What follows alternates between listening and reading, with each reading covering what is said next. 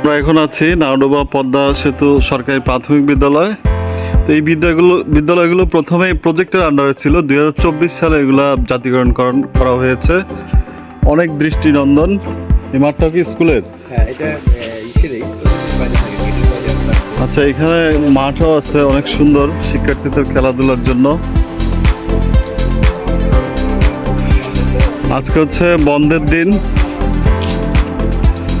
আমরা বন্ধের দিনে আসলাম নাওডোবা পদ্মা সেতু সরকারি প্রাথমিক বিদ্যালয়। তো এটা অনেক দৃষ্টিনন্দন যেটা আমি দেখছি।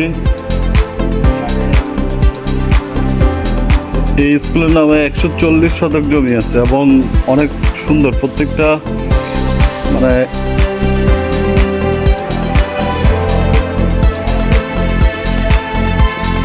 আমাদের সরকারি প্রাথমিক বিদ্যালয়গুলো যদি এরকম অ্যাকোমোডেশন করা হয় আসলে, তাহলে আমার মনে হয় আমাদের শিক্ষার মানগুলো আরও বাড়বে।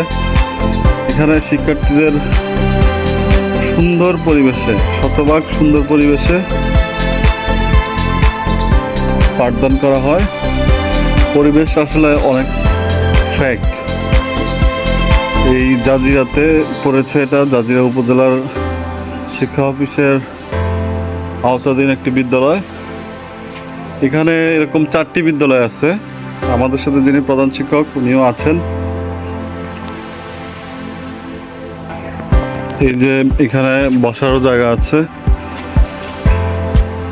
এগুলো খুব বেশি পুরাতন স্কুল না, একদম নতুন স্কুল। পদ্মা সেতু যখন হয় তখনই এই স্কুলগুলো চলমান হয়েছে এই প্রজেক্টের আন্ডারে।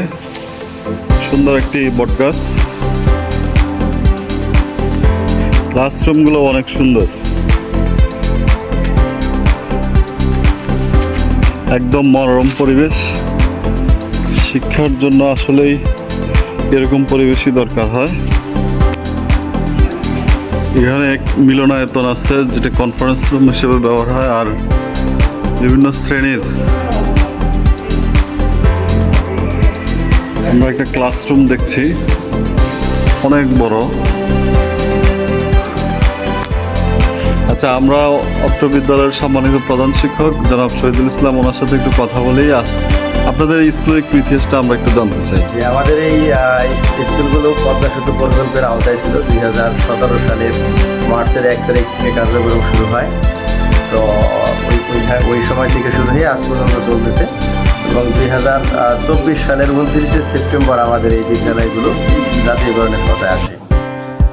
আচ্ছা, স্টুডেন্ট কতজন আপনাদের? এখন আমাদের স্টুডেন্ট আছে, এই বছরে আছে 282 জন স্টুডেন্ট আছে আমাদের এখন বর্তমান। আর শিক্ষক আছি আমরা বর্তমানে 6 জন কর্মরত আছি।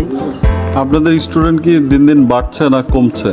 না, আমাদের স্টুডেন্ট আসলে যে করোনাকালীন সময়ের জন্য কিছুটা কম ছিল, এখন আবার আগের অবস্থানে ফিরে যাচ্ছে, আগের চেয়ে আবার বাড়তেছে। করোনার সময় থেকে কিছুটা একটু কম ছিল, ওই সময় বাচ্চারা মাদ্রাসা মুখী হয়েছিল, কিন্তু এখন আবার বাড়তেছে। যাক, অনেক ধন্যবাদ আপনাকে। মিডিয়ায় স্যার উনি কথা বলেন। আমাদের এই দরজাগুলো থাই দরজা ছিল, যে লাইট দিতেছে না এরকম।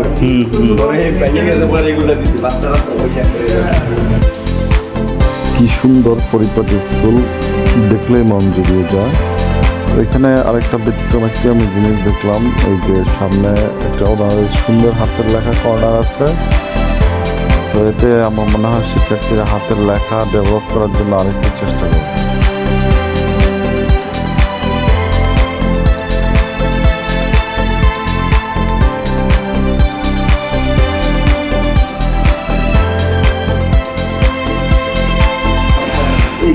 আমরা বিদ্যালয়ের মনিটরিং বোর্ডটি দেখছি। এটা হচ্ছে প্রধান শিক্ষক সাহেবের কার্যালয়।